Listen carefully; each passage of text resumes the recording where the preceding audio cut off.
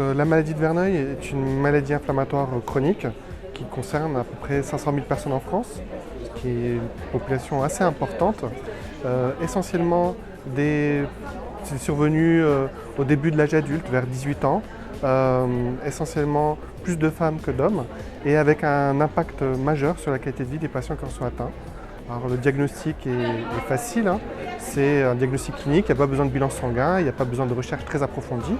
Le diagnostic est posé par l'existence d'abcès, de nodules ou de fistules au niveau des plis et qui évoluent de manière chronique. Alors malgré ce diagnostic très simple, la plupart des patients souffrant de maladie de Verneuil souffrent justement d'un retard diagnostique important, puisqu'il faut quasiment 8 ans entre la première poussée et le moment où un médecin dit que ça s'appelle maladie de Verneuil.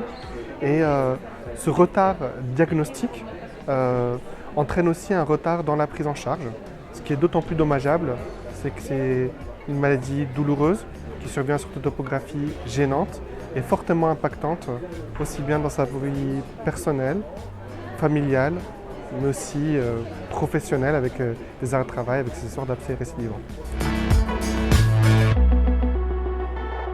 Alors le traitement commence à être un peu mieux codifié, il y a des recommandations européennes, nord-américaines, françaises plus récemment. Le seul traitement curatif est la chirurgie large. Les antibiotiques ont une part importante pour le contrôle de ces facteurs environnementaux.